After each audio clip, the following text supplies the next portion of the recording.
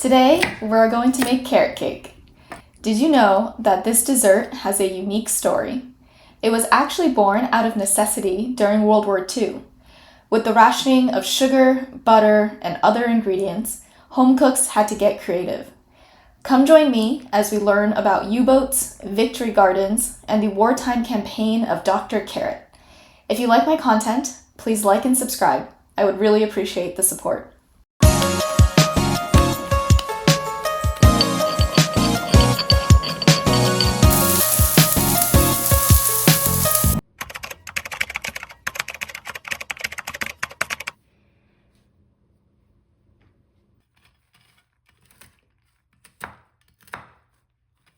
Carrot cake is objectively an odd idea. Most desserts are made with fruits, nuts, or chocolate, like the chocolate tart that we made a couple of videos ago. Desserts are considered indulgent, usually full of sugars and fats. Carrots, on the other hand, are typically associated with savory dishes, like salad or soups, and are notoriously healthy. But it turns out, when grated and incorporated into cake batter, carrots add a sweetness and moistness to cake that is very special. Carrots became popular out of necessity, when rations during World War II made sugar, butter, and oil difficult to access. Carrots were easy to grow, widely available, and relatively high in natural sugars. They became a replacement for hard-to-access ingredients and incorporated into a wide variety of foods, including pudding, cookies, and even fudge. Even after the war ended and the flow of goods were restored, carrot cake remained beloved as a delicious legacy from those trying times. World War II was by far the most devastating conflict in human history, leading to the deaths of an estimated 80 million people, or about 3% of the total world population at that time. More than half of all casualties were civilians. While genocide, massacre, and disease affected millions, starvation was also a leading killer. The lack of food resulted from sieges, such as the siege of Leningrad by Nazi Germany, the destruction of food systems, such as Japan's scorched earth strategy in China, and intentional starvation, which took place in Jewish concentration camps. The diversion of land and food towards the military also often led to shortages within the home country. It is estimated that as many as 5 million civilians died from the lack of food. Efforts by each side to starve the other of critical resources like food, fuel, and other supplies was an important strategy of the war. The Battle of the Atlantic, which was the longest military campaign during the conflict, extended from 1939 until 1945, and involved the Allied forces' blockade of Germany and Germany's counter-blockade. Warfare in this theater was unrestricted, which means attacks were not limited to just military assets, but also included civilian and commercial ships, which were responsible for bringing supplies for the people. Part of the goal was to start the opposing side's population and damage war morale from within. Although the Allies eventually won this battle, over 3,500 merchant ships and 175 Allied warships were sunk in the process. Germany also suffered nearly 800 U-boat losses. The conflict was so intense in this arena that British Prime Minister Churchill later wrote that the only thing that really frightened him during the war were the German U-boats. As a result of the Battle of the Atlantic, shortages were common. One of the most seriously affected was the UK. Although the UK was never conquered or occupied during the war, it was impacted by the blockades because it was heavily dependent on imports, including for about 70% of its food prior to the start of World War II. Maritime trade was impacted by the blockades, while the German occupation of Western and Central Europe cut off other methods of bringing in supplies. Additionally, the UK diverted production efforts towards the war, further limiting resources for domestic uses. Rationing began in January of 1940 as a way to ensure people had access to essential items. The list began with various foods, including cheese, eggs, cooking fat, butter, and sugar, but was expanded in the following years to include clothing, fuel, and household goods, as factory capacity was increasingly moved to wartime production. Soap was eventually rationed as well, leading it to become a popular Christmas present.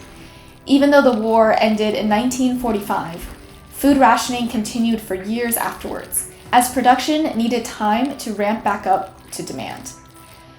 Meat wasn't derationed until July of 1954. While difficult, rationing in the UK was relatively fair and structured, in comparison to the corruption and hoarding that some other places experienced.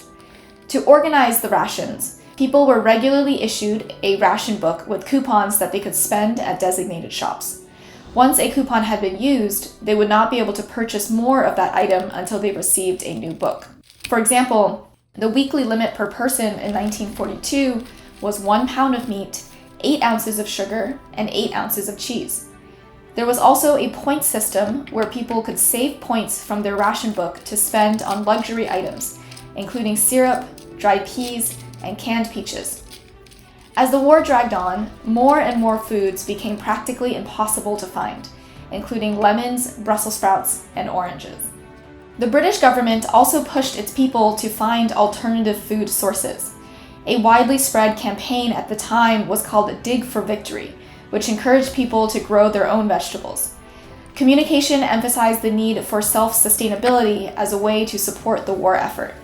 As a result, the number of allotments grew rapidly during the war, as every spare piece of land, from lawns, parks, and sporting fields, were co-opted for farming food. Even Buckingham Palace and the Tower of London became vegetable gardens. These were known as victory gardens as a way to motivate people and as a way for the population to feel fulfillment in growing their own produce. While people obviously struggled with the lack of certain foods, the rationing was widely supported and seen as a necessary way to support their country. One of the popular foods to grow in these victory gardens were carrots. Carrots thrive even in poor soil, store for a long time if kept cool, and are versatile in many recipes. Their natural sweetness also made them a replacement for sugar, which was one of the first foods to be rationed. The government heavily encouraged these alternative foods, running propaganda campaigns that featured the mascot Dr. Carrot, claiming carrots were a wonder food. The doctor was a carrot in spectacles, a top hat, and carrying a suitcase that said Vit A. Officials used this character to spread information that eating carrots boosted eye health, helping its fighter pilots shoot down German planes at night. While the story was partly to cover up a new interception radar technology that the Allies had developed to pinpoint enemy bombers, it also served the purpose of encouraging people to eat more carrots. This has led to the lasting myth that carrots can improve your eyesight, which, for the record, it cannot unless you are deficient in vitamin A. Recipes that used carrots in creative ways were also broadly shared, including on a show titled The Kitchen Front, run by BBC, popularizing creations from carrot pudding to carrot marmalade to carrot flan. One of the strangest ideas was for carrot lollies, which were carrots on sticks dipped in gelatin. Not my idea for a tasty dessert, but desperate times called for desperate measures, I guess. The Ministry of Food encouraged so much production that by 1942, the UK had a 100,000-ton surplus of carrots. While the use of carrots declined after the war ended and rationed goods gradually returned, the carrot cake that we know and love today is one that has endured in the spirit of the carrot-filled sweets from the 1940s.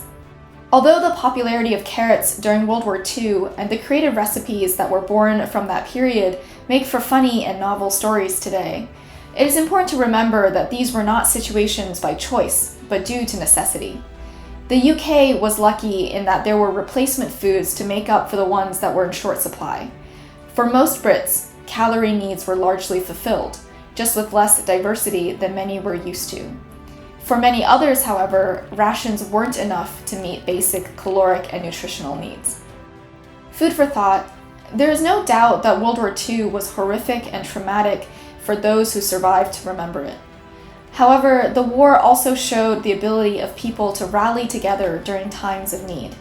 In the UK, rations were largely accepted as a way to ensure equity and make sure everyone had access to the basic necessities. People came together to support the war effort in whatever way they could, whether that was planting carrots or mending old clothes. This created a level of unity and shared purpose which extended even past the end of the war. For example, many attribute the development of Europe's strong social safety nets to World War II. The devastation and shared trauma of the conflict created a pressing need for more robust societal support, while wartime governance had built the institutional capacity to deliver it. The war had been a great equalizer for income and wealth. Mass mobilization reduced skill premiums, the wealthy saw extremely high marginal tax rates, and corporations were expected to support the war over profit.